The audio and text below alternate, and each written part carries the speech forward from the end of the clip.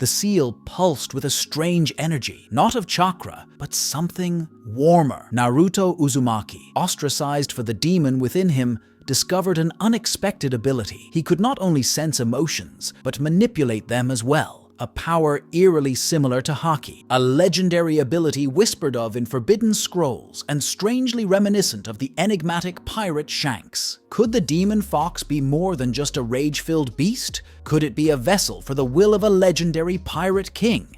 Daylight cast its rays on the retreat in bed. Turning over, Naruto grumbled, not quite wanting to get up yet. The sun gave no push room and shined, according to Naruto, brighter. The boy sighed, turning it into a yawn as he stretched and set his feet on the floor. He headed to the bathroom and then turned on the shower. Once done with his shower, he clothed himself, then moved to the kitchen, putting the kettle on to boil. He reached up to open the cupboard. "Ramen for breakfast again," he stated. It wasn't that he didn't enjoy the tasty noodle dish, it was just that he knew it wasn't healthy to eat it more than normal, let alone for breakfast. He opened his fridge to see it almost bare aside from the expired milk. Grabbing the carton, he placed it into the trash. He searched high and low through the kitchen looking for something to drink. "I guess I will go eat some breakfast at Shika's place." Naruto the boy made his way to his friend Shikamaru's house. Flashback. "Hey dad, can I ask you about something that's been bugging me?" "Shikamaru, what is it?" "Shikaku. It's about Naruto. Why does everyone avoid him like the plague?" Shikamaru Yoshino's face tensed up when she heard Naruto's name. Did he do something wrong? "Shikamaru. Shikamaru, why don't you tell me how you feel about Naruto?" "Shikaku, you want to know how I feel? I never thought about it before. Well, he's a pretty laid-back guy. He's also pretty funny. I don't think we'll ever be buddies or anything, but it's not like I want to avoid him." "Shikamaru, well then ignore the others. I say treat him however you want to." Shikaku, yeah, that's exactly what I will do. Shikamaru. A few days later, Shikamaru and Choji befriended Naruto. On his way there, Naruto was met with nasty glares. Naruto didn't care, he simply smiled at the villagers. When Naruto got to the Nara clan compound, he was greeted by some clan members. But Shikamaru. He was yawning. Yoshino was busy yelling at him. "From the second I get up it is nag nag nag," Shikamaru thought. They heard the doorbell ring. "That must be Naruto," Yoshino said before going to open the door. Naruto had become a regular guest. Yoshino had noticed that the boy was suffering from malnutrition and told the boy he was welcome to come eat at the house anytime. She opened the door. "Good morning, Aunt Yoshino." "Naruto." "Good morning, Naruto." Yoshino. After he was welcomed in, Naruto made his way to the dining room. When Naruto got there, he greeted Shikamaru and Shikaku, who was at the dining table. Yoshino came and told Naruto and Shikamaru to finish their breakfast so they could get going to the academy. After finishing his food, Naruto immediately yawned and proceeded to take a nap. Shikamaru followed suit. Shikaku chuckled as he saw his wife was furious. Yoshino hit both Naruto and Shikamaru on the head, waking them both up. The two got scared as they saw the scary look on Yoshino's face. "Well then, I will be off. Thanks for the food, it was delicious." "Naruto, let's go." Shikamaru. When the two were gone. "Is Naruto secretly a Nara or something?" Yoshino. Shikaku chuckled. "Who knows?" Shikaku. "He's nothing like his parents." Yoshino thought. On the way to the academy, the boys met up with Choji and Ino. At the academy, Naruto and Shikamaru dozed off as soon as the class started. "Naruto!" Iruka yelled. Naruto was rudely awakened from his fantasy land.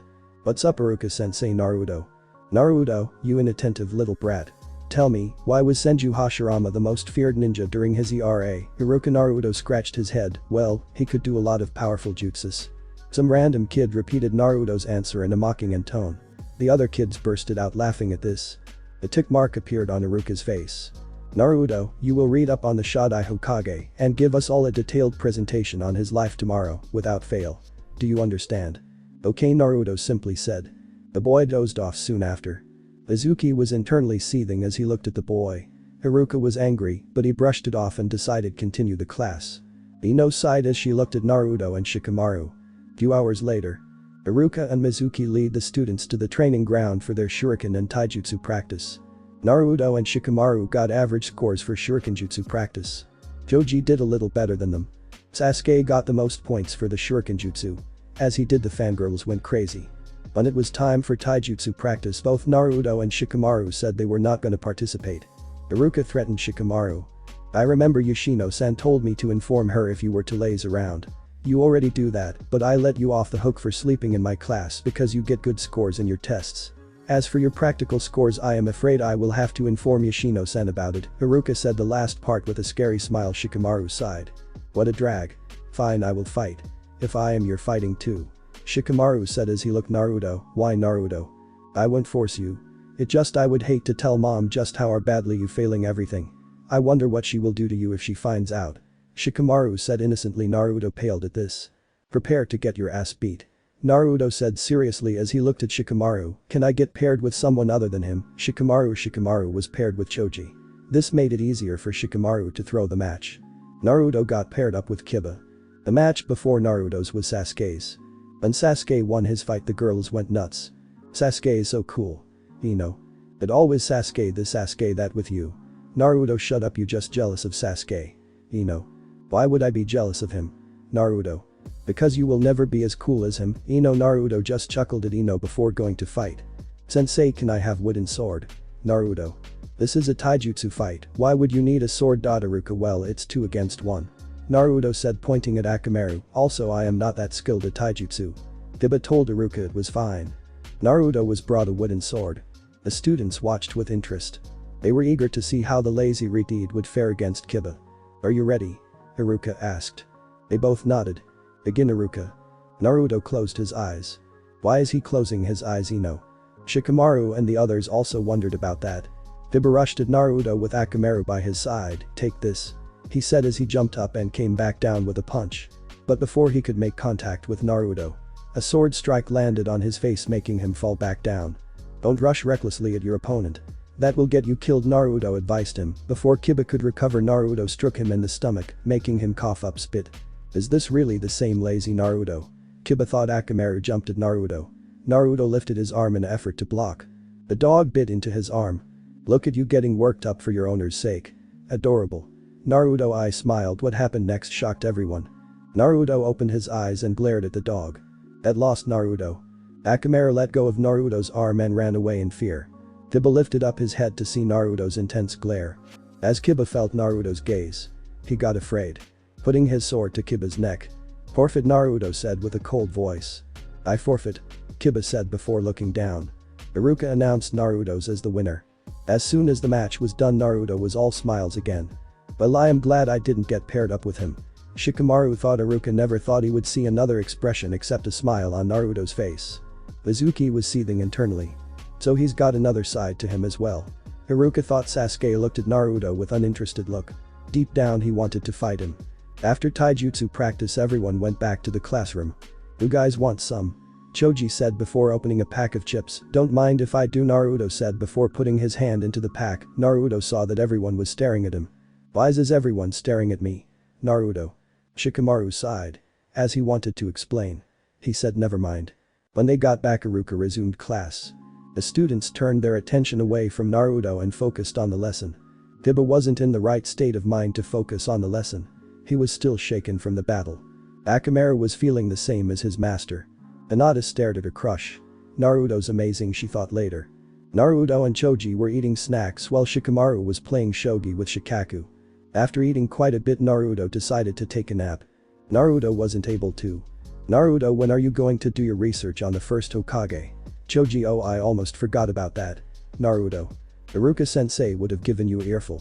Shikamaru said before moving a piece on the board. What's this about research on the first Hokage? Shikaku, it's his punishment for sleeping in class. Choji. Naruto, Yoshino said with a scary expression. Naruto laughed nervously. Naruto got hit on the head a couple of times. Uncle Shikaku, can you tell me everything you know about the first Hokage? Naruto said while rubbing his head. If you want to know about the first Hokage, you should ask Lord Third. He was the student of Lord First.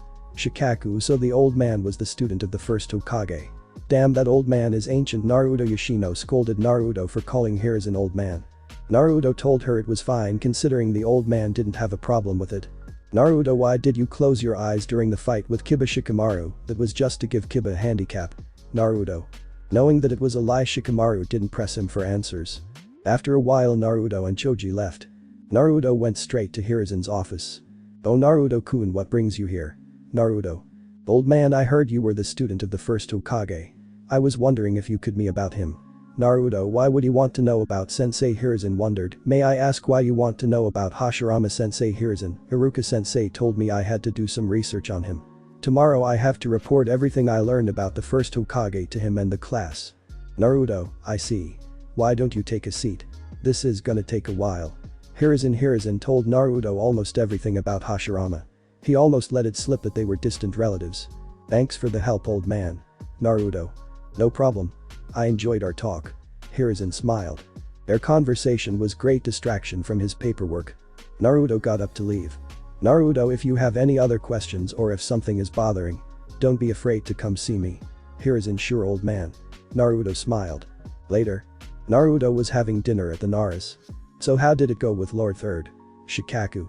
It went great. I will be able to give my report just fine. Naruto, from on now make sure to pay attention in class or else. Yoshino said with a scary face. Yes ma'am. Naruto. With Kiba. He was staring at the food his sister Hana had made. Kiba's mother arrived back from a mission. She noticed Kiba looked dejected. What's wrong, kiddo? Soon. Poor Kiba got ass handed to him by his classmate. Hana said mockingly. Shut up. Kiba. You are sulking just because you lost a fight. Soon, it would be one thing if I lost to Sasuke, but to lose against someone like Naruto. Kiba said as he clenched his fist. Soon chuckled. You shouldn't be so hard on yourself. That kid's potential is higher than yours. Soon, that lazy guy has more potential than me, Kiba said skeptical. His parents were quite powerful ninja. If the kid had a good work ethic, I could see him surpassing them. Soon, well, you heard mom. He's way out of your league. So don't think of fighting him again. Hana, I will show you both. I will beat Naruto and prove you wrong. Kiba, is that so? Then you wouldn't mind me upping the difficulty of your training? Soom said with a scary smile. Fuck, Kiba thought. Next day. Okay Naruto, the floor is yours. Iruka. Hashirama Senju. Hashirama was a leader, a father, a brother, a grandfather and a mentor. Naruto said sadly, is this a funeral or something? A random kid said. Shikamaru deadpan at this. Naruto. Iruka. Naruto changed his tone. Hashirama Senju is one of the most powerful ninja to ever live. Known to be the legendary first Hokage of Konoha, Hashirama earned himself the title of God of Shinobi. He was tremendously powerful and an exceptionally rare ninja, being the only one capable of using wood release. Hashirama sought peace for the Shinobi world and to that end founded Konohagakure with his clan, his childhood friend and rival, Madara Uchiha and his clan. When Sasuke heard his clan name, he paid attention to Naruto. Hashirama was an excitable man with a boisterous personality. He loved meeting new people, having friendly competitions, and gambling. Headstrong and often impulsive, it fell to others such as his brother, Tobirama, to be more responsible or realistic about things that Hashirama had gotten carried away with. Despite the first impression he may given, Hashirama was capable of being serious when it came to matters that were important to him. He spent years opposing the practice of sending children to war and dreamed of a shinobi system where a child could be around others their age, never needing to grow up prematurely on the battlefield. Sadly, that isn't the case. Naruto Iruka looked over his students. It pained him knowing that his students would be sent out into the cruel ninja world. Naruto continued. Hashirama became very devoted to Konoha upon its foundation, as it was the realization of his dream for peaceful childhoods. He wanted the rest of the village to cherish what Konoha represented just as much as he did, encouraging them to regard every villager as part of one large family that should always look out for each other. As Hokage, his job was to protect that family at all costs, even if that cost was his life. This philosophy, known as the Will of Fire, would become a cornerstone of Konoha teachings for decades after his death. Naruto said before fake yawning as Iruka saw Naruto yawn. He thought that the boy was tired from the research he did. That's enough, you can go to your seat, Iruka. Okay sensei. Naruto. When Naruto got to his desk, he laid his head on the table facing forward. Naruto wanted to take a nap but remembered he promised Yoshino he would pay attention in class. But Inoki had just finished reading the report of his spies. So he's finally showing glimpses of his potential. Inoki said, referring to Naruto beating Kiba, if that Uzumaki brat is allowed to live, he will be a threat to us. Not just Iwa but all the nations. Inoki, dad, aren't you overthinking things?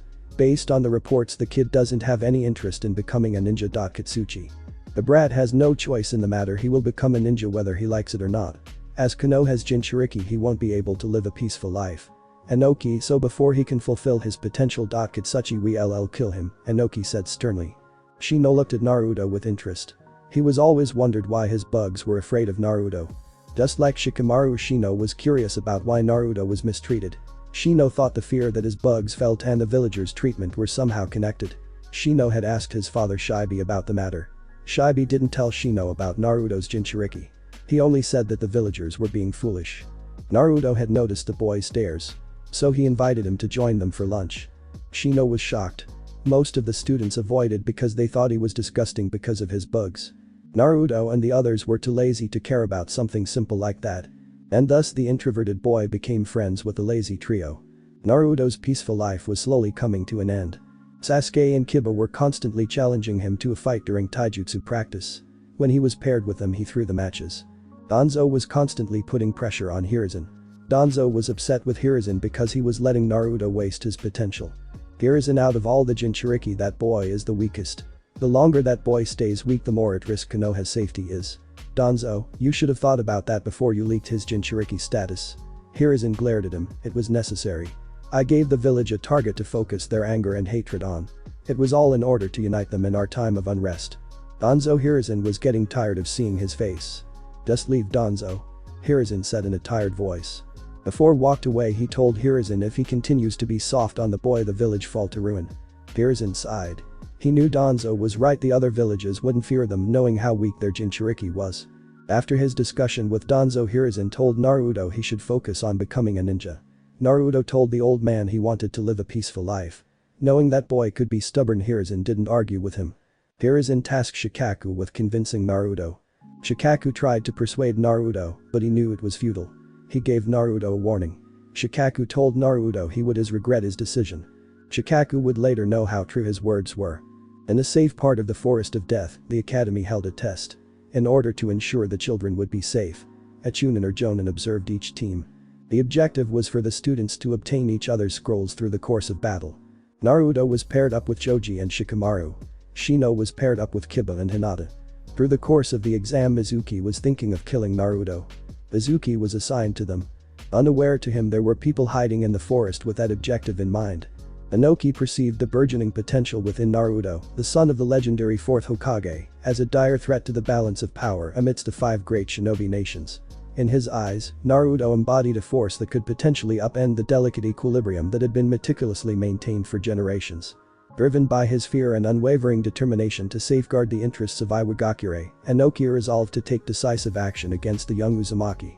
He summoned a clandestine assembly of his most skilled and loyal Anbu operatives, entrusting them with a perilous mission: the elimination of Naruto Uzumaki.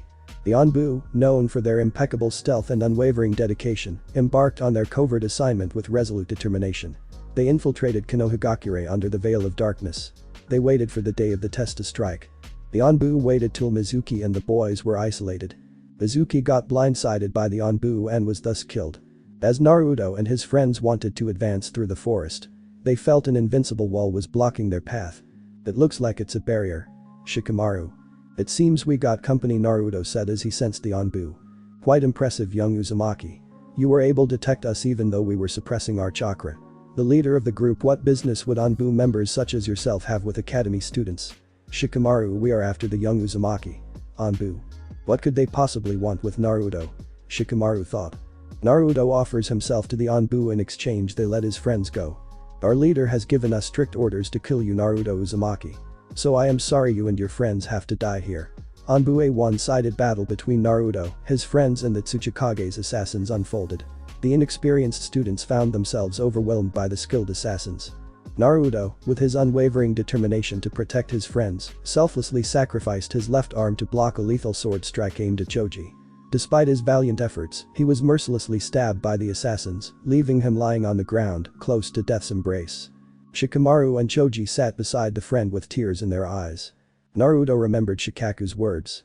One day you will regret that you couldn't protect those who you care about. Shikaku. Naruto sat up and looked at the Anbu. With a defiant voice, he uttered, you can hurt me, spit on me, hate me. That's alright. But know this, if you dare to harm my friends, I will never forgive you. And with that, a potent aura, Conqueror's Haki, erupted from Naruto, sending shockwaves through the forest. Shikamaru and Choji fainted from the pressure of Naruto's Haki.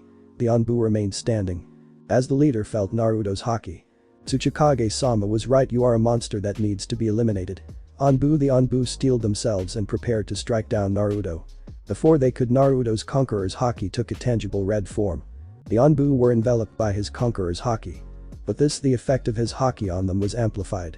Naruto continued unleashing the power of the Supreme King until he noticed the Anbu were dead. Naruto took in the destruction his Haki had caused to the surroundings before passing out. Anko and the ninja made their way to source of the terrifying aura they sensed. They arrived to side of the near-dead Naruto, his unconscious friends and the dead Anbu. Also the destruction of the forest.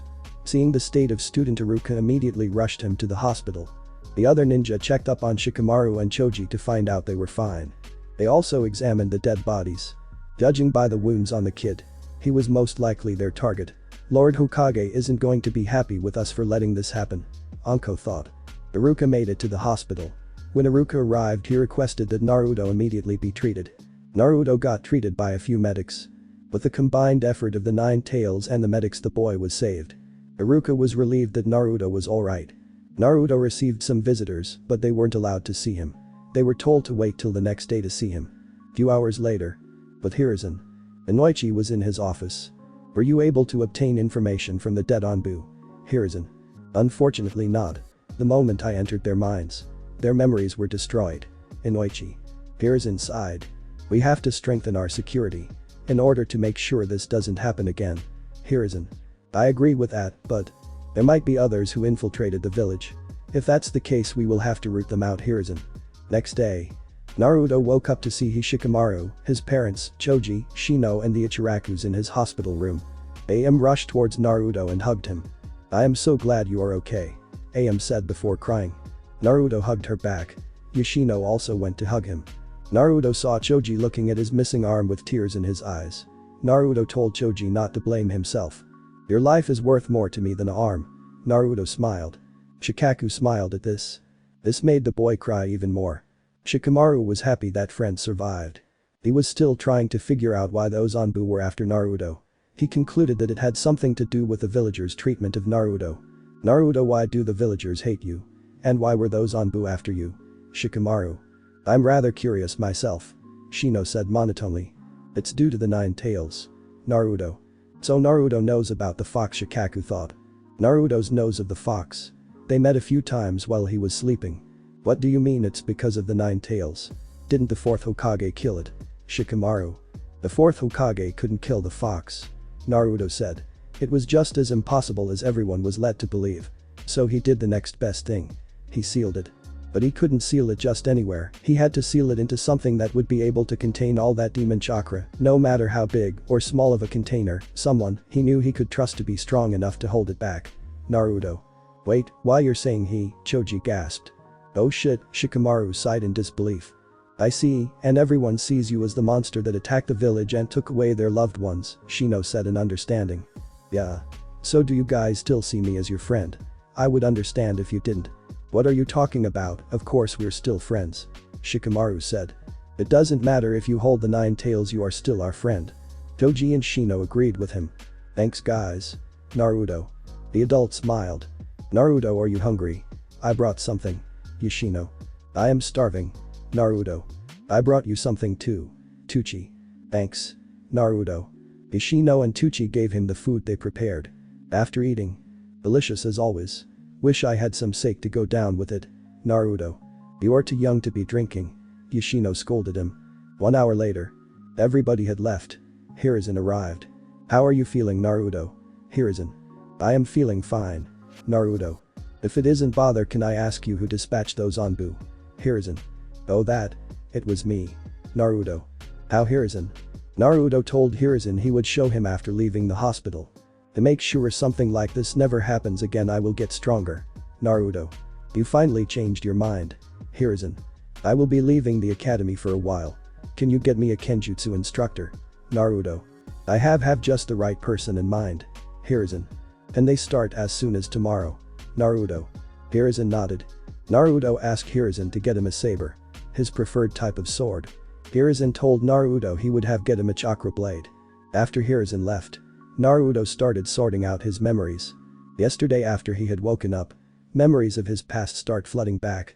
Tsuchikage, I will pay you a visit sometime in the future. Naruto. Inoki suddenly felt a chill run down his spine. What is this bad feeling I am getting? Inoki thought. So the one responsible for the attack was the Tsuchikage. Did he find out Naruto-sensei's son? Kakashi thought. Kakashi was assigned to guard Naruto. Naruto was able to detect Kakashi but didn't react as sensed no hostility coming from him. Later, Hiruzen had summoned Hade. "I would like you to train somebody. Do you think you can handle it?" the Hokage asked. "Of course I can," Hade said, straightening up and struggling to keep both his cough and anger in check. "I'm sick, not an invalid, though I wonder why you asked this year after so many times before."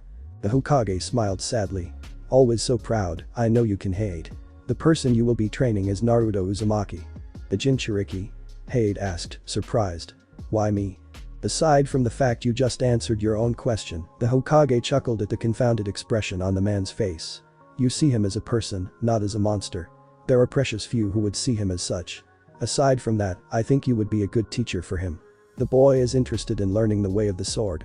Hade thought about things for a moment before agreeing. "Very well. I will train.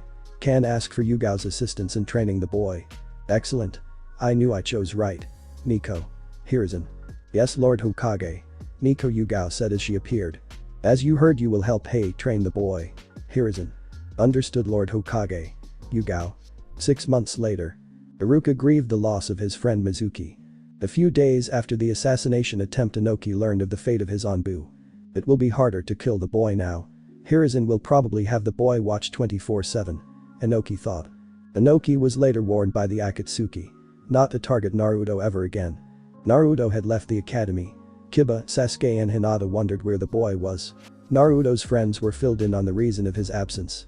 Hiruzen and his subordinates were able to root out the SPIES all except Orochimaru's. The traitors in Konoha Barrier's team were also rooted out. The barrier around Konoha was also reinforced. Naruto was under tutelage of Hade and Yugao. Jiraiya came back to the village after he heard of the attack. Jiraiya was angry when he heard Inoki was behind the attack. Jiraiya visited Naruto briefly before leaving again. After Naruto's chakra blade was made, he requested a duel with Hade. At the Chunin exams arena, Naruto and Hade stood some distance away from each other. In the stands were Naruto's friends, Shikaku, Inogen and Yugao. "I hope you are prepared to lose, Sensei." Naruto. "We will see, Naruto," Hade said before coughing. "If both fighters are ready, begin," Hiruzen said before jumping away from them. Naruto and Hade engaged in a dance of blades. Their swords clashed with blinding speed, creating a symphony of steel that reverberated through the air. With each strike, Naruto displayed his immense physical strength and mastery of observation Haki, anticipating Hade's every move and countering with lightning-fast precision. Hade, in turn, utilized his incredible speed to dodge Naruto's attacks with ease while launching his own series of lightning-infused strikes. "How is he able to keep up with Hade?" Yugao said, shocked. "You seem surprised for someone who trained him." Shikaku. "It seems that the boy held out on both you and Hade." Inoichi. "Naruto's friends were in awe of their friend's strength. So you were holding back during our training sessions," Hade thought. Hade jumped away from Naruto. He summons 2 shadow clones, and the trio charges towards Naruto with lightning speed. They leap through the air, forming the crescent moon formation that has instilled terror in his foes countless times. Naruto, his red hair flowing behind him like a crimson banner, meets them head-on. His sword, imbued with the power of his Conqueror's Haki, clashes against Hade's own blade, sending shockwaves through the battlefield. The impact reverberates through their bodies, testing their limits. As the battle rages on, Hade's shadow clones prove their worth, their movements fluid and synchronized. They attack Naruto from multiple angles, their blades weaving a deadly tapestry of shadows. But Naruto remains unyielding, his Haki-infused sword deflecting their strikes with effortless grace. The clash of steel echoes through the arena, a testament to their unwavering resolve. As the battle reaches its climax, Hade unleashes his ultimate technique, the Dance of the Crescent Moon. Final cut. The 3 attackers converge on Naruto from every direction, their blades poised to end the duel. In retaliation, Naruto unleashes a devastating wave of Conqueror's Haki, which took out the clones and left Hade gasping for air on his knees. Hade looked up at Naruto and was scared by the sight he saw. "Naruto, that's enough." Hiruzen. Naruto stopped releasing his Haki. Hade started coughing up blood. "Yugao, take Hade to hospital." Hiruzen. It take Yugao a few seconds to regain her to steady her breathing. She made her way to Lover and rushed him off to the hospital. Hiruzen smiled at the boy. "And you wanted to let your potential go to waste." Hiruzen. "Don't worry, old man, from here out I will only get more stronger." Naruto. "I hope so." Hiruzen. "Inoki, you are gonna regret waking up the sleeping beast." Shikaku thought before checking on the unconscious kids. Long story short, Naruto drops out of the academy. Hiruzen assigned Naruto new teachers. Asuma taught Naruto how to use wind release and how to imbue it with his sword. Gurenai taught Naruto some genjutsu and how to break them. Jiraiya also trained Naruto. He taught him the Rasengan and Fuinjutsu. Jiraiya tried train him how to use the Nine Tails chakra. Naruto refused, saying he would rely on his own strength. Naruto taught his friends the basics of Haki. Naruto told them that best way for them to improve their Haki was through combat. Skip to team placement. Everybody was surprised when Naruto suddenly came back to the academy. Some of them looked at him with pity. Others who hated him because of their parents smirked at his missing arm. Iruka congratulates the students for passing. He tells them if he is proud of them.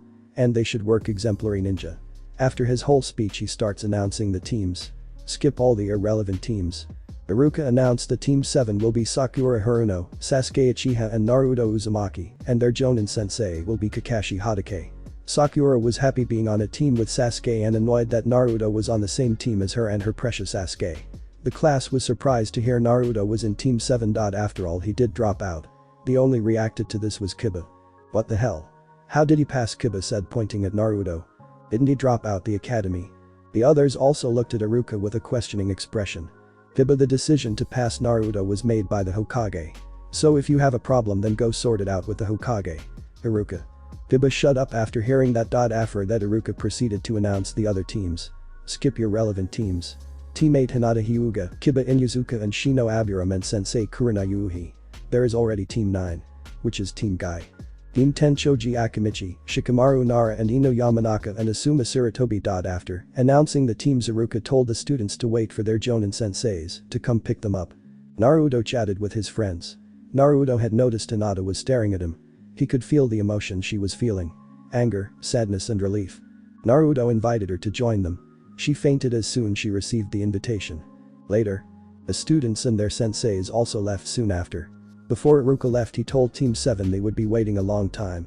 Sasuke looked at with a curious expression. Few seconds later he looked away in disinterest. Due to Naruto's missing arm, Sasuke lost interest in fighting him. 3 hours later, Sasuke Uchiha was just about to walk out the classroom in the academy until Sasuke-kun called Sakura, "Where are you going?" HMPF Sasuke reply, "I am leaving. I don't like people wasting my time." As he saw the clock time, "Where's the coward?" Sasuke wondered. Before Sasuke could leave, Kakashi suddenly arrived. He walked to the desk Sasuke and Sakura were sitting in. That is when Sakura started yell at him. "You're late. Where the hell have you been? Why you kept us waiting for 3 hours. So, what is your excuse?" Sakura. "Well, I got lost on the road of life," said Kakashi with a eye smile. "You know that is the lamest excuse I have ever heard," yelled Sakura. Sasuke looked irritated after hearing Kakashi's excuse. "Meet me up on the roof," Kakashi said as he disappeared in a body flicker. On the roof. "Okay, let's start with some introductions." Kakashi. "What do you want to know?" Sakura. "Your likes, dislikes, dreams for the future, hobbies, stuff like that." Kakashi. "Why don't you give us an example, Sensei?" Sakura. "My name is Kakashi Hokage. I have no desire to tell you about my likes or my dislikes. My dreams for the future. I haven't thought about that. I have a lot of hobbies." Kakashi. After hearing that, Sasuke and Sakura sweat dropped. After that, Sakura started with her introduction. "I am Sakura Haruno." The thing like is. She stares at Sasuke. "My hobbies are. Stares at Sasuke. "My dream for the future. Stares at Sasuke." Sakura said, blushing. HMPH, Sasuke. "Fangirl. She will die early if she doesn't change soon," thought Kakashi with a sigh. "What are your dislikes?" Kakashi. "Ino pig." Sakura. "Okay, your turn next, Mr. Dark and Broody," Kakashi said as he points at Sasuke. "My name is Sasuke Uchiha. I have few likes and many dislikes. My hobby is training. My dream, no, my ambition is to kill a certain man and avenge my clan. Sasuke. Sasuke is so cool," Sakura thought. "So he wants to avenge his clan. I thought as much," Kakashi thought. "Well, okay, your turn." Kakashi points at Naruto. "My name is Naruto Uzumaki. I like my friends, drinking, peace and ramen. I dislike hurting others, but I will resort to violence if I need to. My hobby is sleeping, drinking and eating. My dream, haven't really thought about that." Naruto. "So fangirl, an emo and alcoholic," Kakashi thought before he sighed. "Well, you all unique in your own way. Well, we will start our duties tomorrow with a survival training," Kakashi says. "What? But we did enough training at the Ninja Academy." Kakashi sensei. Sakura says. "Well, I'm your opponent, but this isn't normal training. Of the 27 graduates, only 9 will be chosen as genin, the rest will be sent back to the academy." This training is a super difficult exam with a failure rate of over 66%. Sakura and Sasuke widened their eyes. Naruto looked unfazed by this. Tomorrow you will be graded on the training field 7. So bring all your shinobi tools. Oh, and skip breakfast. You'll throw up. Kakashi. He told them the location of the training ground and left. Next day.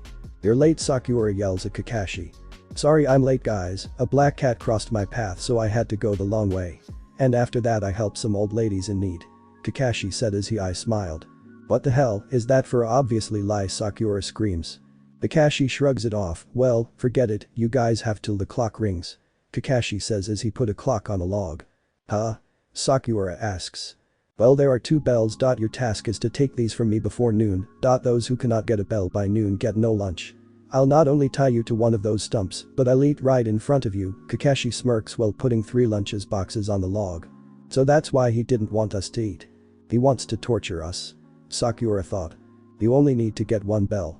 There are only 2, so one of you will definitely be tied to a stump, and the person who doesn't get a bell fails, so at least one of you will be sent back to the academy, Kakashi said with a scary face. You can use your shurikens, kunai, etc., so come at me with the intent to kill or you won't succeed.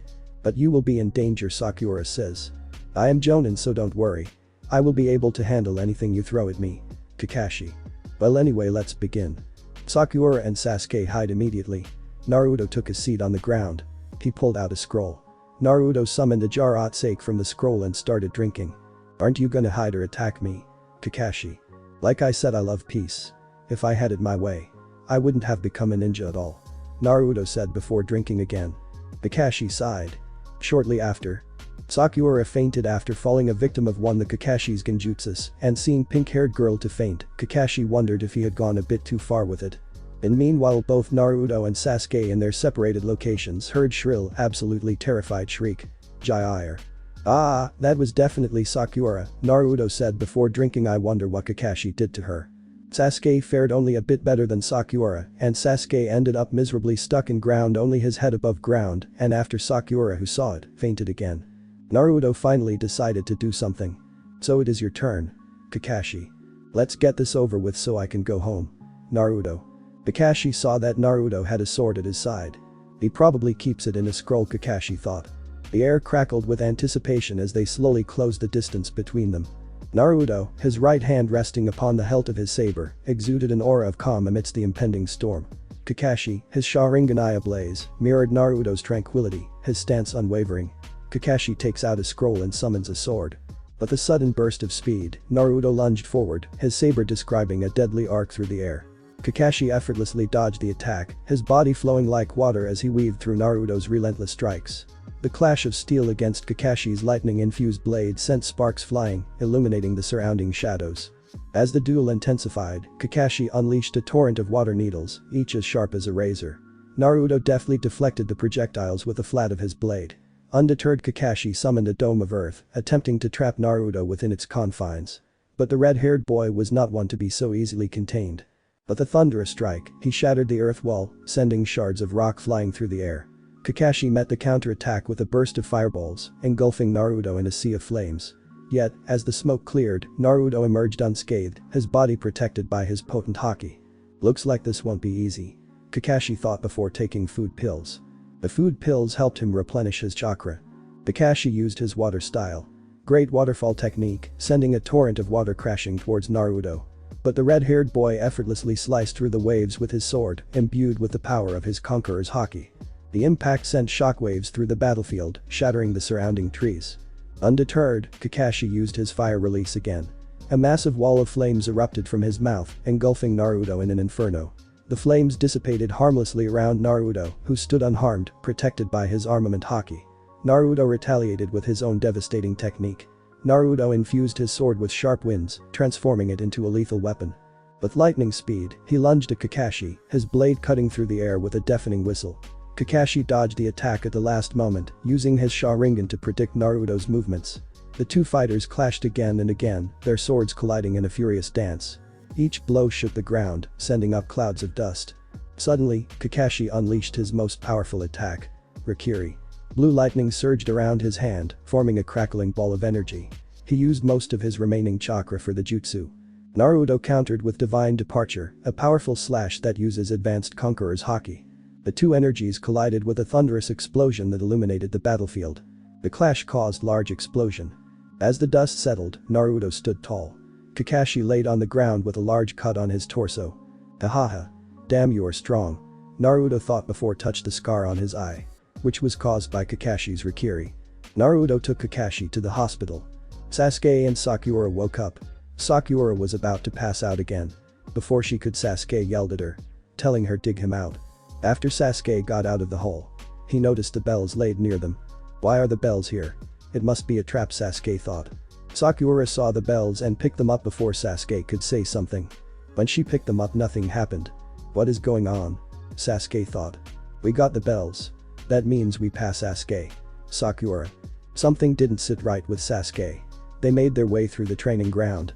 They came across the destruction caused by the clash of Naruto and Kakashi. Who could have done this? Sakura. Instantly he thought of Naruto. No way, it can't be. The dope can't be that strong, Sasuke thought in denial. After a while the two left the training ground. At the Hokage's office. All the Jonin senseis except Kakashi were in the Hokage's office telling him whether their teams failed or passed. Skip all irrelevant teams. Teammate passes Kurenai. How were they, Hiruzen? They had good teamwork. But they could do with some improvements, Kurenai. So what do they need to improve? Hiruzen.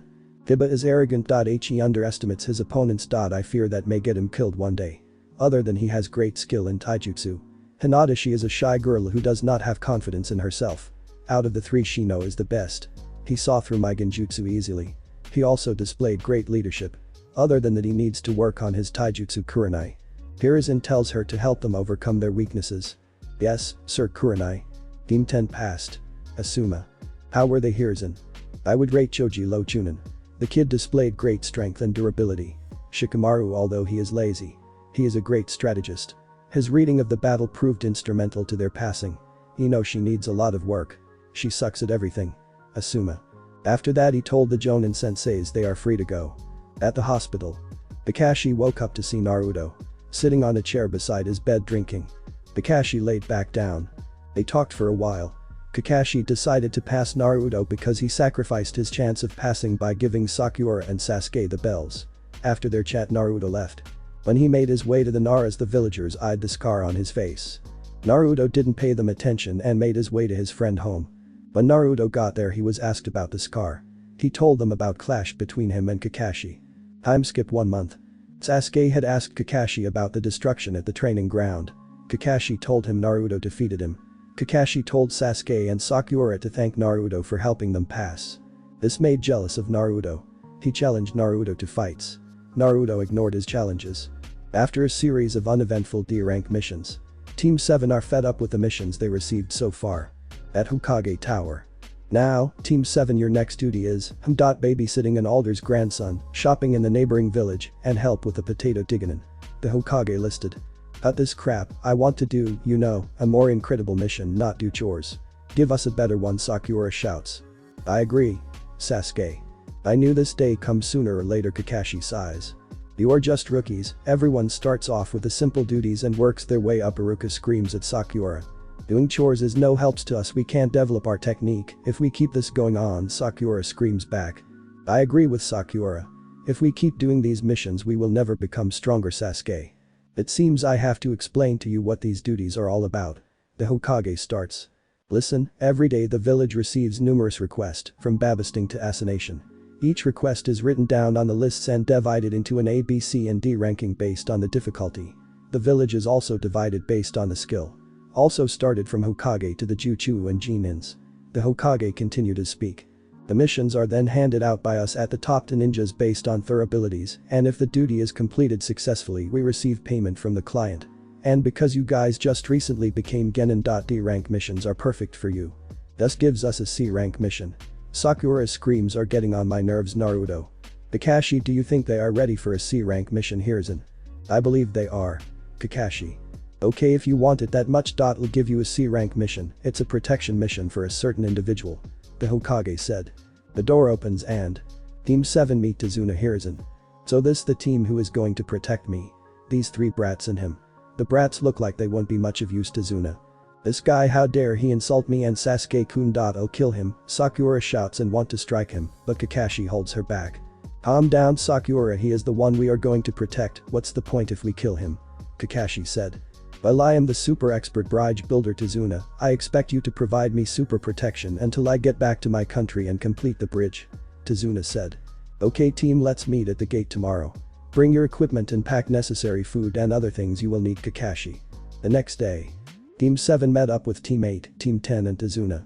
Hiruzen had assigned the other two teams on the mission. The trip overall was pretty boring, or at least until they reached a puddle. The Jonin saw through the enemy's ambush. Kiba and Akamaru smelled them. Shino's bugs buzzed, alerting him of the danger. Choji, Shikamaru and Naruto sensed the enemies with their Haki. "Choji," Naruto whispered. "On it, Choji." Choji jumped above the puddle. His fist expanded. Coated with armament Haki. Choji punched the puddle. Ino, Hinata, Sakura and Sasuke were surprised by this. Few seconds later they found out why the chubby boy attacked. The puddle formed into two people. Kakashi tied up the two unconscious enemies. When they woke up, "I may ask why you were disguising yourselves as a puddle?" Kakashi I smiled. "We are not telling you anything," said one of the brothers. "Is that so?" "Kurenai, if you would please." Kakashi. "It would be my pleasure." Kurenai. Kurenai tortured the two with genjutsu. After falling to her illusions, the two were eager to tell them. "So Tazuna, why is Gato after you?" Asuma. "Officially he runs a large shipping company. But it isn't important, well, it was about a year ago when he set his eyes on the wave country. Through money and violence he took control of the country's shipping industry. Gato now has a monopoly on all business traffic in the country. The only thing he has to fear now is the completion foe, the bridge," Tazuna explains. As Naruto heard the story, his blood boiled. Veins popped out of his forehead.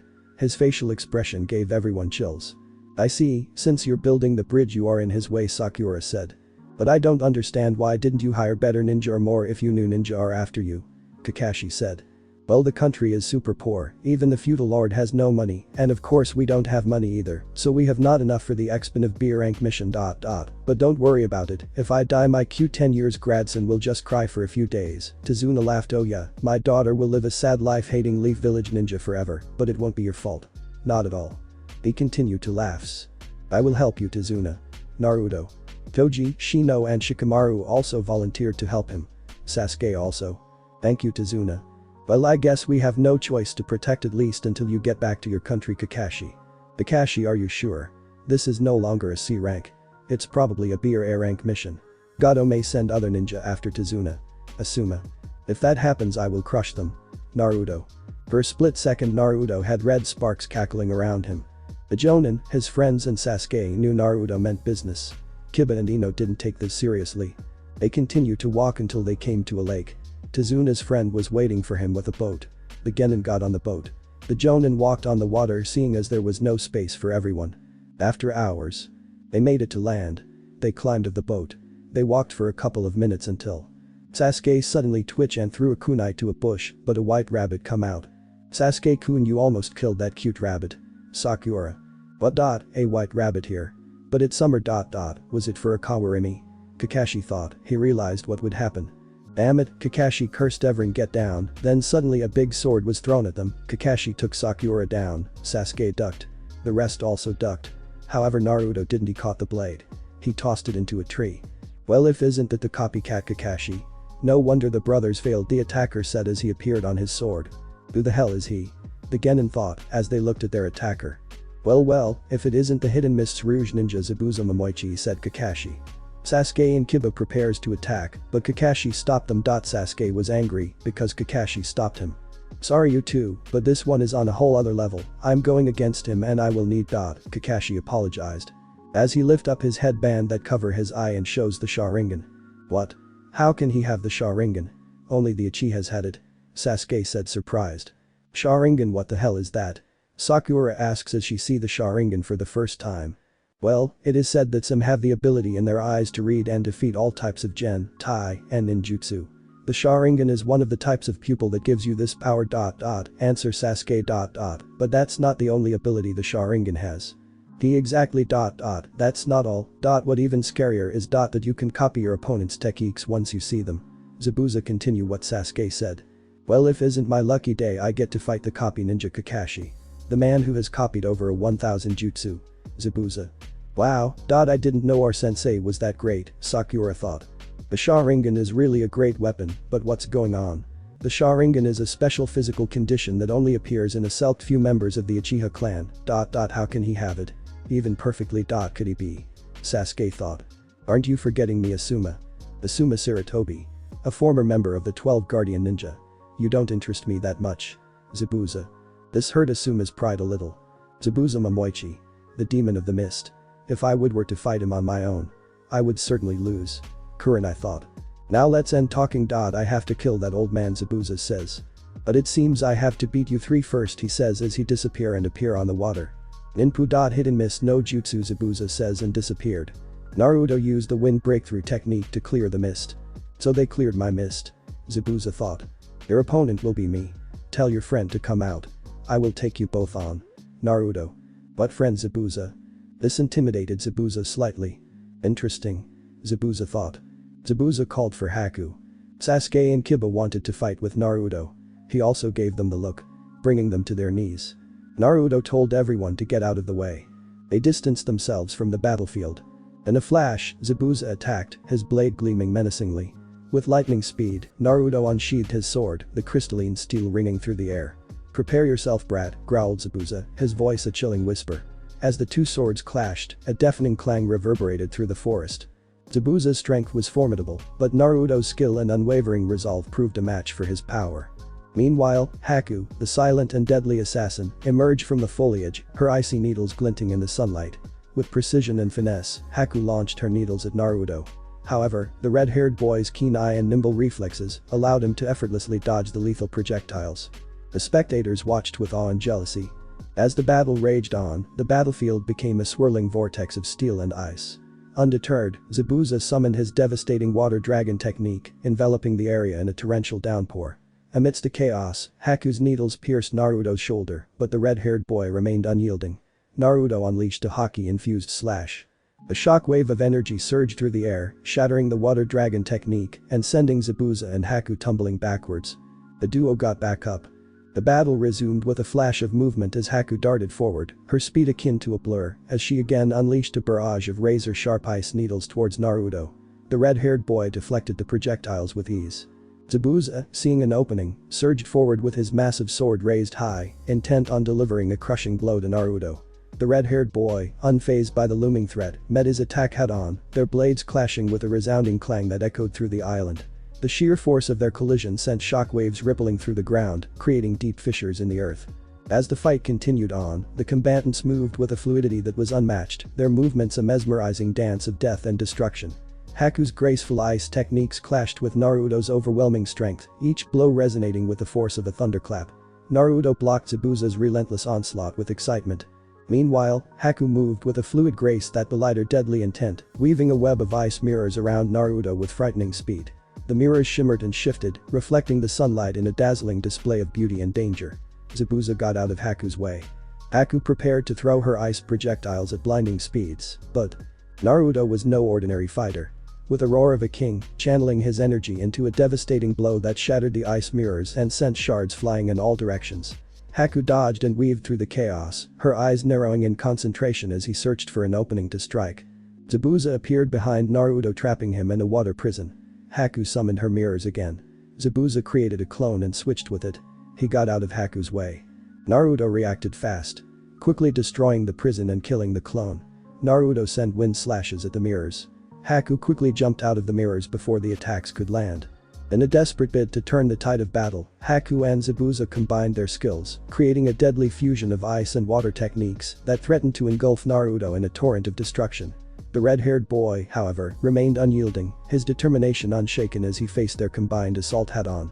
With a mighty roar, Naruto unleashed his own elemental power combined with Conqueror's Haki, summoning a tempest of wind that clashed with Haku and Zabuza's watery onslaught. The resulting explosion of energy lit up the sky, illuminating the battlefield in a dazzling display of power and fury. When the dust settled, Naruto stood victorious, his form bathed in a black aura of triumph. Haku and Zabuza lay defeated at his feet, their bodies battered. Mom was right, I am not on his level. Kiba thought. Sasuke seethed. He's so cool. Ino thought. As impressive as ever. Shino. Shikamaru and Choji chuckled. Naruto-kun's amazing. Hinata. Kurenai and Asuma looked proudly at their student. Sensei, your son is on the road to surpassing you, Kakashi thought. Sakura, who heard of the battle between Naruto and Kakashi, didn't believe it. This battle made her believer in the might of Naruto Uzumaki. Is this really the same Naruto? Sakura. Damn, the kid's crazy strong, Tazuna thought. Just as Naruto's blade was about to pierce Zabuza's flesh, a thick mist enveloped the battlefield, obscuring everyone's view. As the mist slowly dissipated, Zabuza and Haku was nowhere to be seen. Naruto versus Zabuza. As the tension between the two warriors grew palpable, the spectators held their breath, anticipating the inevitable clash. Naruto made the first move, his body blurring as he disappeared in a flash of red, leaving behind a trail of afterimages. Zabuza's senses sharpened as he anticipated the boy's next move, his eyes darting across the battlefield in search of his elusive adversary. Suddenly, Naruto emerged from the shadows, aiming a powerful kick at Zabuza's head. The demon of the hidden mist countered with lightning speed, deflecting the attack with his Kubikirabacho, sending a shockwave through the ground beneath their feet. The clash of their weapons echoed through the air, reverberating through the hearts of the onlookers. Zabuza, not content with merely defending, unleashed a barrage of water-based jutsu, summoning torrential waves that surged towards Naruto. The red-haired boy, with his mastery over Conqueror's Haki, imbued his sword with it, releasing a devastating shockwave that shattered the incoming waves, sending droplets of water cascading down like a celestial rain. Zabuza, impressed by Naruto's display of power, engaged him in close-quarters combat. Their blades danced in a deadly ballet, each strike aimed to incapacitate or even kill. As the battle raged on, the surrounding environment bore witness to the intensity of their struggle. Trees were uprooted, rocks were shattered, and the very air crackled with the force of their blows. Zabuza, recognizing Naruto's formidable strength, attempted to overwhelm him with sheer numbers, summoning dozens of water clones to attack from all sides. Unfazed by the onslaught, Naruto unleashed a burst of Conqueror's Haki so potent that it sent shivers down the spines of even the most seasoned warriors. The clones, unable to withstand the sheer force of his will, dispersed into nothingness, leaving Zabuza alone and exposed. With a thunderous cry, Naruto lunged forward, his blade poised to strike. Zabuza, his eyes wide with both fear and determination, braced himself for the inevitable. The red-head sword descended, aimed at Zabuza's heart. Just as the blade was about to pierce his flesh, a thick mist enveloped the battlefield, obscuring the two warriors from view. As the mist slowly dissipated, the spectators gasped in astonishment at the sight before them. Naruto stood tall, his sword still raised, but Zabuza was nowhere to be seen. The demon of the hidden mist had vanished without a trace, leaving behind an air of mystery and intrigue. Naruto sheathed his sword, his expression unreadable. He had emerged victorious from the battle, but he couldn't shake the feeling that their encounter was far from over. As he turned to leave the battlefield, a faint whisper carried by the wind reached his ears. "This is not over, brat. We shall meet again." As the mist cleared, Naruto looked around, but Zabuza and Haku were nowhere to be found. The Genin and Jonin got on guard, unsure of what had just transpired. "Where did they go?" Sakura asked, scanning the area with a mixture of fear and confusion. "They must have escaped using some sort of jutsu," Kakashi deduced, his Sharingan eye scanning the surroundings for any sign of their enemies. Asuma grunted in frustration. "We can't let them get away. They'll only come back stronger if we don't finish this now. Let them be, Naruto." But Zabuza and Haku having escaped, the Leaf Ninja prioritized their primary mission of escorting Tazuna safely to his destination. With a collective sigh of relief, they decided to continue their journey and ensure Tazuna reached his home unharmed. The Genin gathered around Naruto, their curiosity piqued by his remarkable strength. Ino, voicing the question on everyone's mind, asked, "Naruto, how did you become so strong?" Naruto, with a mischievous grin, responded, "Oh, I made a deal with the devil." Sakura and Ino exchanged worried glances, taking his jest more seriously than intended. Hiba, rolling his eyes, said, "Cut it out with the jokes, Naruto. Seriously, how did you become so strong?" "After I left the academy, I didn't just laze around. I trained hard," he explained. "I learned kenjutsu from Height sensei and his girlfriend Yuga sensei. And then there was wind release techniques from Asuma sensei." The others looked on, impressed and surprised by the revelation. Naruto continued, "Kurenai sensei helped me with chakra control, genjutsu, and even how to cancel out genjutsu. It wasn't easy, but I was determined to get stronger." Ino, Sakura, Hinata, and Kiba listened intently, each processing the determination and hard work Naruto had put into his training. Sakura asks Naruto why he received special training. Sakura's question hung in the air, sparking an unexpected and intense curiosity among the group. Sasuke's expression turned sour, a hint of jealousy evident as he grappled with the fact that Naruto received such specialized training. He couldn't help but wonder why he, a recognized prodigy of the Uchiha clan, hadn't been afforded the same opportunity. Kakashi, sensing the growing tension and confusion, decided it was time to reveal a piece of Naruto's past that had been kept from most of his peers.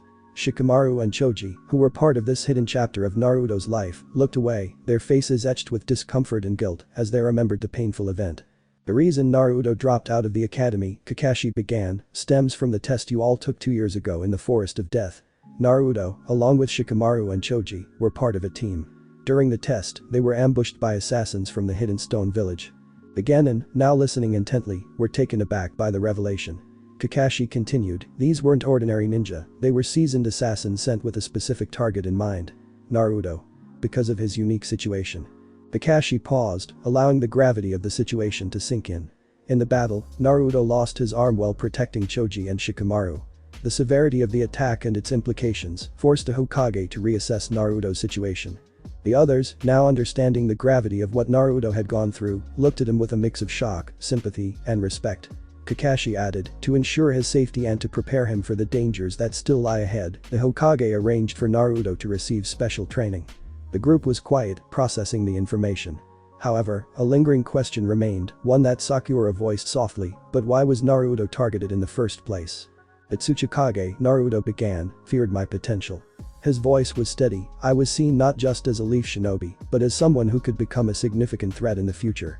His answer, while truthful, skillfully skirted around the deeper, more personal reasons behind his targeting his status as the Jinchuriki of the Nine Tails and his lineage as the son of Minato Namikaze.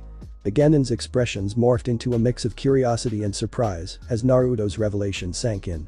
The notion that a Kage, a figure of immense power and authority, would fear someone like Naruto seemed almost incomprehensible to them.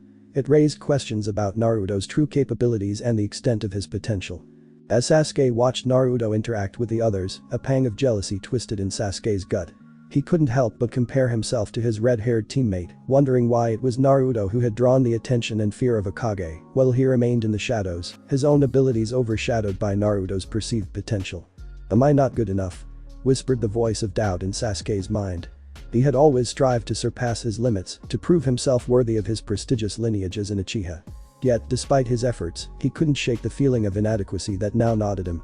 As his gaze lingered on Naruto, who seemed oblivious to the turmoil raging within Sasuke, a flicker of determination ignited in his eyes. I won't be overshadowed, Sasuke vowed silently to himself, his jaw set in a firm line. I'll prove myself, no matter what it takes. With a steely resolve, Sasuke pushed aside his feelings of jealousy and envy, channeling them into fuel for his ambition. He would rise above the shadows of doubt and insecurity, carving out his own path to greatness, one that would rival even the legendary potential of Naruto Uzumaki. With the conversation over, they made their way to Tazuna's house. Upon arrival, they see Tsunami. Welcome back, Dad. It is good to see you. Who are these people? Tsunami. Tsunami, it's good to see you too. They are Leaf Ninja I hired to protect me while I'm building the bridge. Tazuna.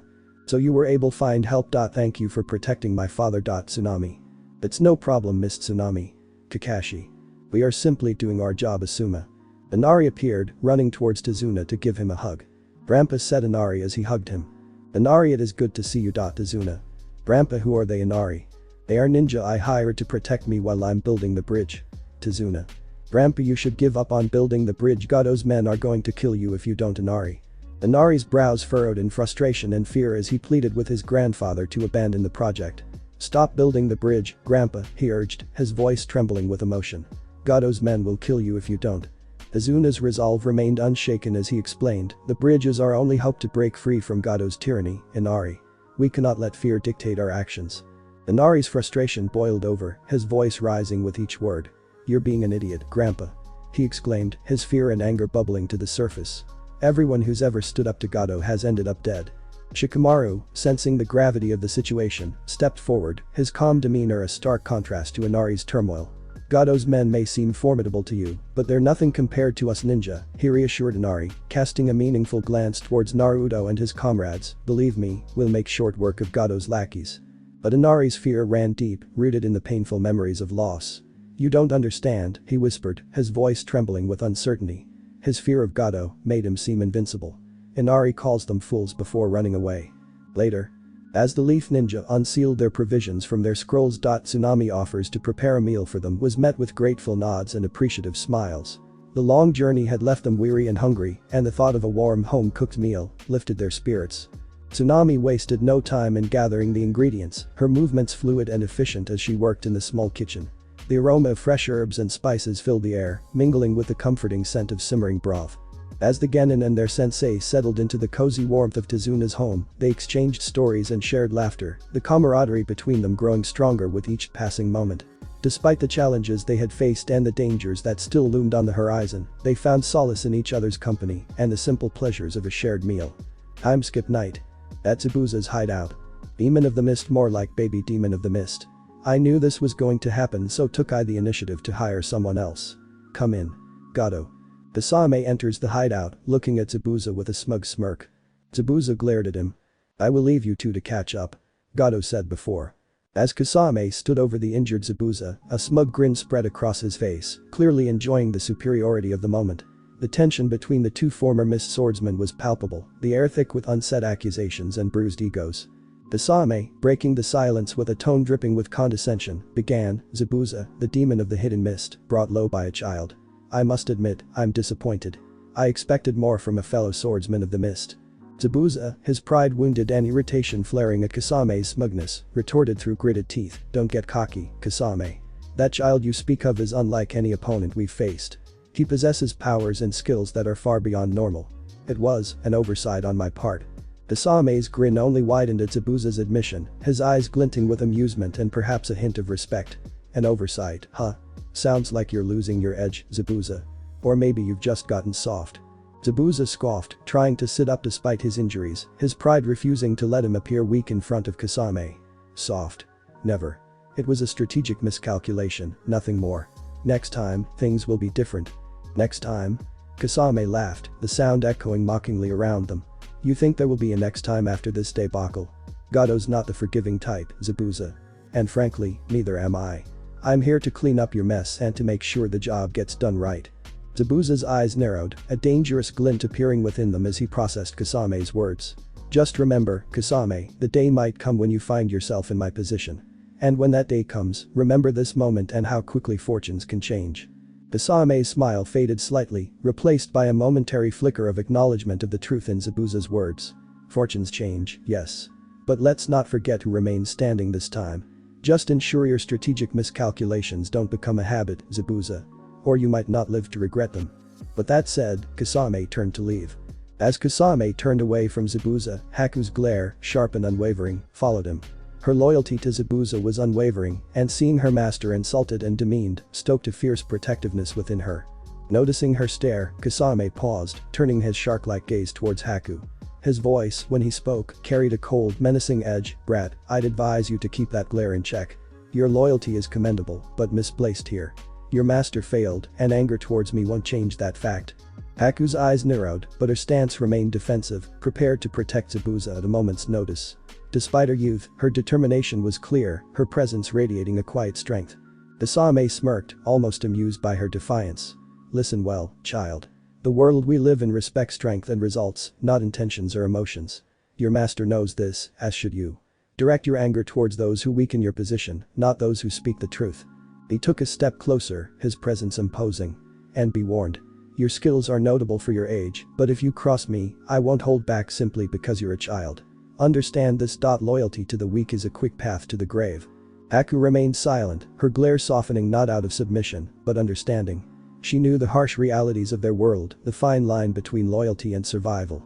Kasame, with one last look at the both of them, a mix of warning and a strange respect, finally turned and walked away. Haku stayed by Zabuza's side, her resolve undimmed, her loyalty unwavering. She knew the road ahead would be fraught with danger, but her determination to protect Zabuza, no matter the cost, remained as strong as ever. Next day. Naruto's clones accompanied Tezuna to the bridge. The Jonin senseis were preparing their genin for their upcoming battle. They knew Zabuza would return. They suspected he may have reinforcements. The genin held spars with each other. Naruto challenged his friends. Naruto faces them in an open field, a wooden sword in hand, his presence alone commanding attention and respect. The air is tense with anticipation. Shikamaru, always the strategist, is the first to act, attempting to predict Naruto's movements with his observation Haki. He directs Choji and Shino, planning to use their abilities in a coordinated attack. However, Naruto, with a smile, effortlessly dodges their combined efforts, his own observation Haki foreseeing their moves. Choji, using his clan's secret technique, enlarges his arm, coating it with Armament Haki, aiming a massive blow at Naruto. The red-haired parries with his wooden sword, the clash emitting a shockwave, demonstrating the raw power of Haki-enhanced strength. Choji is pushed back, but his resolve is unbroken, his eyes shining with the thrill of real combat. Shino unleashes a swarm of insects, each infused with a trace of Armament Haki, making them more resilient and dangerous. Naruto is impressed, it's a creative application he hadn't anticipated. With a swing of his wooden sword, enveloped in an aura of his own Armament Haki, he disperses the swarm, his action swift and precise. The battle progresses with Naruto expertly countering each move, pushing the trio to their limits. Yet, he also leaves openings, teaching them even in combat. Shikamaru, quick to adapt, begins to see the pattern in Naruto movements, his observation Haki evolving in real time. He directs Choji and Shino with more strategic precision, their teamwork improving by the moment. In the end, Shikamaru traps Naruto with his shadow possession jutsu. "You've all come far," he acknowledges, in a proud tone. "But this is not enough to beat me." Naruto subdues them with his Conqueror's Haki, enveloping them in its embrace.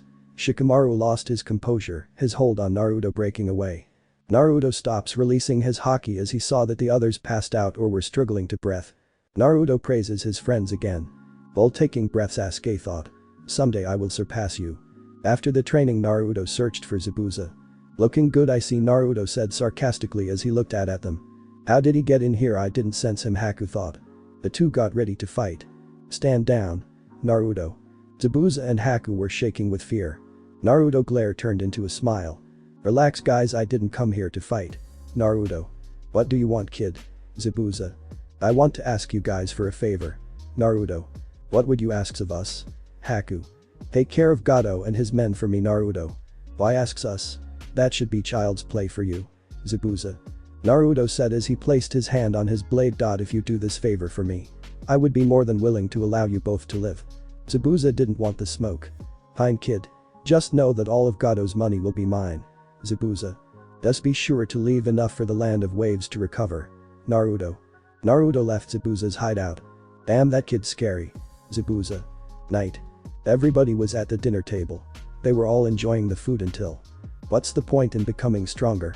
You will die anyway, Inari." "Don't worry kid, we got this, Kiba." Why do you guys bother to try so hard?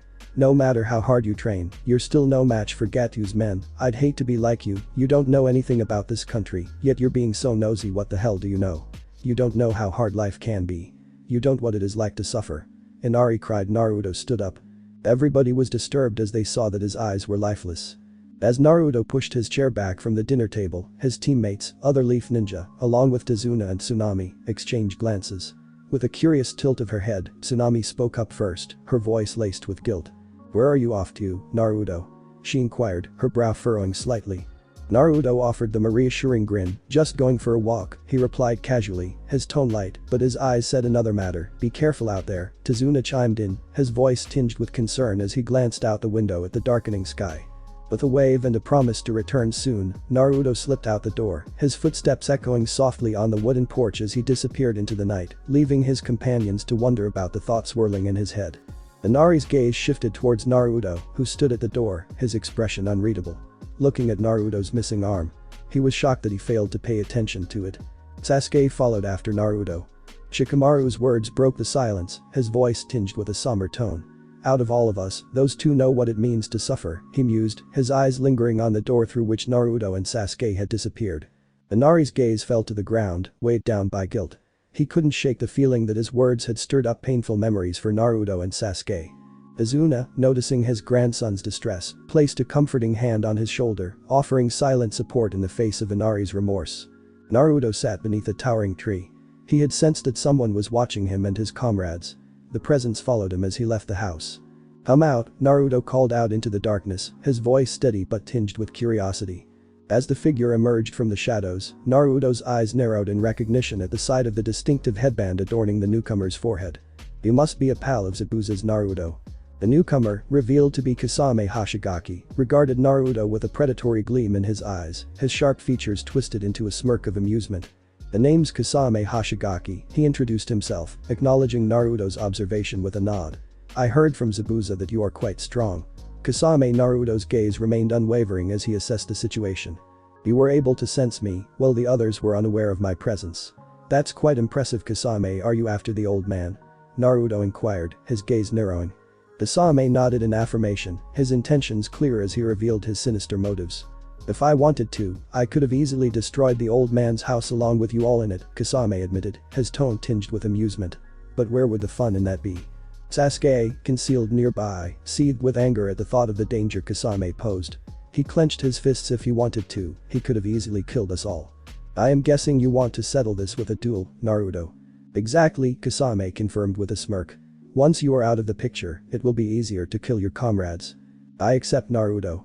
Splendid, Kasame responded, his tone dripping with anticipation as he revealed the location of their impending battle. As Naruto turned to depart, his gaze shifted towards the hidden presence he had felt that always followed him around. Before I go, Kasame, tell your friend to stop following me, Naruto declared, his voice firm and unwavering. The next time I catch him, I won't let off easy. With that, Naruto vanished into the night, leaving Kasame to ponder his warning. As Naruto disappeared from view, a figure emerged from the ground, revealing the enigmatic Zetsu. That boy really is impressive. It's no wonder that Tsuchikage fears him, Zetsu remarked, his voice a whisper on the wind as he observed Naruto's departure with keen interest. Kasame chatted for a bit. Before I go, I'll deal with the rat that's been hiding, Kasame declared, his hand instantly reaching for the hilt of his menacing blade. Sasuke's heart pounded in his chest as he heard Kasame's ominous words, his panic rising with each passing moment. With a surge of adrenaline, he made a split-second decision, revealing himself to the Akatsuki members with a defiant glare. Kasame's gaze fell upon Sasuke, his sharp eyes assessing the young ninja with a hint of curiosity. Is it just me, or does this brat look like Itachi? Kasame mused aloud, his tone tinged with amusement. That's his little brother, Sasuke, Zetsu interjected, providing Kasame with the missing puzzle piece. At the mention of Itachi's name, Sasuke's rage flared to life, his anger clouding his judgment as he demanded answers from the Akatsuki members. But Kasame's response was chilling, his words dripping with malice as he emitted a powerful aura of bloodlust that sent shivers down Sasuke's spine. That information is of no use to you, Kasame retorted, his tone cold and unforgiving. Considering you are going to die here. Sasuke's fear surged as he found himself facing the overwhelming power of Kasame's bloodlust, his mind reeling with the realization that his life hung in the balance. But before Kasame could make a move, Zetsu intervened, offering a grim warning. Little Sasuke here is Itachi's prey, Zetsu explained. If you were to kill him here, Itachi will most certainly try to kill you. Kasame sighed, the weight of Zetsu's words sinking in as he considered the implications of his actions. With a resigned nod, he disappeared. Zetsu followed suit, vanishing into the ground, left Sasuke alone in the aftermath of the encounter. Sasuke's knees buckled beneath him as he sank to the ground, his body trembling with fear and adrenaline. I almost died, he thought, his mind swirling with the realization of how narrowly he had escaped death's embrace. Naruto's sudden appearance behind Sasuke sent a jolt of surprise through the young ninja, making his heart pound wildly. You idiot, Naruto scolded, his voice tinged with frustration as he confronted Sasuke. What would you have done if I wasn't here? Or if that plant guy wasn't able to persuade Kasame? Sasuke's eyes widened in shock as he realized that Naruto had been aware of his presence all along. I didn't realize you were still here, Sasuke stammered, his words trailing off as he struggled to find an adequate explanation for his reckless behavior. Naruto sighed, his expression softening with understanding as he placed a hand on Sasuke's shoulder. It's okay, he reassured, his voice gentle but firm. But next time, think before you act. Sasuke nodded, his gaze dropping to the ground as he absorbed Naruto's words. The two went back to Tezuna's. Inari apologized to both of them. For the past days. The Jonin prepared the Genin and protected Tezuna while he was building the bridge. Morning. Everybody was ready to go the bridge together. They noticed that Naruto was nowhere to be found. Sasuke told them Naruto went to fight Kasame. The Genin noticed the grim faces the Jonin senseis made when they heard the name of the S-rank ninja. Shikamaru's calm demeanor cut through the tension like a beacon of reassurance as he spoke up, his words carrying a sense of confidence that belied the gravity of their situation. It's alright, Shikamaru assured, his voice steady and reassuring. Naruto can handle Kasame. His words, though simple, carried a weight of trust in his friend's abilities, soothing the worries of his comrades with Zabuza and Haku. They were currently dealing with Gato. In a deserted part of the Land of Waves. Kasame and Naruto stood face to face. Naruto unsealed a scroll. Out of the scroll appears 5 large bottles of sake and 2 cups. Naruto, with his easy grin, extends a bottle of his finest sake towards Kasame, setting a momentarily peaceful tone before the inevitable clash. Kasame's sharp intuition picks up on Naruto's genuine demeanor, recognizing him as a man of honor despite their impending clash. With a nod of appreciation, he accepts the drink without hesitation, acknowledging the mutual respect between them. In a world of deceit and betrayal, gestures like this speak volumes, even amidst the chaos of impending battle. They both know this moment of camaraderie is brief, a calm before the storm of their swords meeting. As they share the drink, the tension simmers, a mutual understanding that in another world, they might have been allies, but in this one, they are fated to be adversaries. Kasame, observing Naruto's unrestrained indulgence in the sake, he rolls his eyes in amusement, recognizing the contrast between his own disciplined demeanor and Naruto's more carefree attitude towards drinking. As he sips his own drink with measured restraint, Kasame can't help but shake his head at the red-haired boy's apparent lack of moderation. Naruto, undeterred by Kasame's restrained demeanor, continues to enthusiastically down the sake, his laughter ringing out amidst the tension of their impending clash. Naruto had finished most of the sake by himself. When they were done drinking, the two stood a fair amount of distance from each other. As the tension crackled in the air between them, Naruto, feeling the effects of the sake coursing through his body, couldn't help but chuckle at Kasame's suggestion. "Are you sure we shouldn't call off this battle? I don't want you to have excuses when I beat you," Kasame said playfully. Naruto, his trademark grin widening despite his slightly intoxicated state, shook his head. "Don't worry about that. Me being drunk doesn't lower my chances of winning in the slightest," he retorted, his tone confident. "Besides, I can take you with one arm tied behind my back," Naruto said with a playful flourish as he gestured towards his missing limb. The unexpected humor of Naruto's remark elicited a chuckle from Kasame. Naruto's smile turned into a glare. "I don't intend to take it easy on you," Naruto said, drawing his saber slowly, the air around him crackling with the force of his Conqueror's Haki. "It wouldn't be fun if you did, Kasame." The battle commenced with Kasame charging forward, water gathering around him, swirling into massive torrents with each swing of Samehada. Naruto stood his ground, his own Haki pulsating, a visible aura that seemed to distort the space around him. As Kasame struck, a wave of water surged forward, aiming to engulf Naruto and weaken his footing. But the swift movement, Naruto dodged with astounding speed. He slashed at Kasame, who barely managed to block with Samehada. The clash sent out a shockwave, the force of their powers meeting creating a gust that scattered the water around them. Kasame laughed, enjoying the challenge. Samehada absorbed chakra from Naruto, making it grow larger. Kasame launched another series of water-based attacks, this time creating water sharks that rushed towards Naruto from all directions. But Naruto was undeterred. Closing his eyes, he unleashed an even stronger burst of Conqueror's Haki, his willpower manifesting physically. The air trembled, and one by one, the water clones dissipated, unable to withstand the overwhelming pressure of his spirit. Seeing an opening, Naruto dashed forward, faster than the eye could follow, and managed a direct hit across Kasame's chest. However, the shark man's durability was impressive. He recoiled but quickly regained his posture, his wounds healing rapidly as Samehada fed him chakra. As the battle between Naruto and Kasame intensified, the air crackled with tension, and the ground trembled beneath their feet. Naruto, his fiery red hair whipping in the wind, infused his saber with the power of wind release, while Kasame, his sinister grin widening, called upon the primal forces of water to aid him in battle.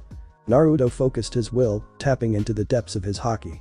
With a surge of Conqueror's Haki, he sent out a shockwave that reverberated through the battlefield, causing Kasame to momentarily stagger.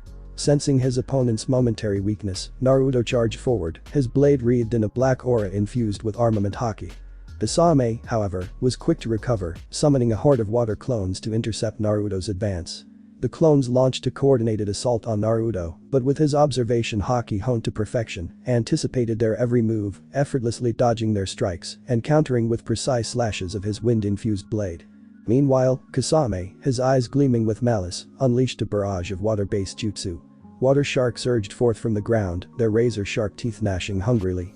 Naruto, undaunted, surrounded himself with a protective barrier of Armament Haki, causing the water sharks to disperse upon contact with his indomitable will. But Kasame was not finished yet. With a swift hand gesture, he summoned a swirling vortex of water, forming a water prison around Naruto, trapping him within its suffocating embrace. Naruto, feeling the pressure of the water closing in around him, focused his willpower, channeling his Conqueror's Haki to shatter the prison walls and break free. As the battle went on, both warriors pushed themselves to their limits, their powers reaching new heights with each passing moment. Naruto, drawing upon all three types of Haki and infusing his blade with the elemental fury of wind release, became a whirlwind of destruction, his every strike leaving devastation in its wake.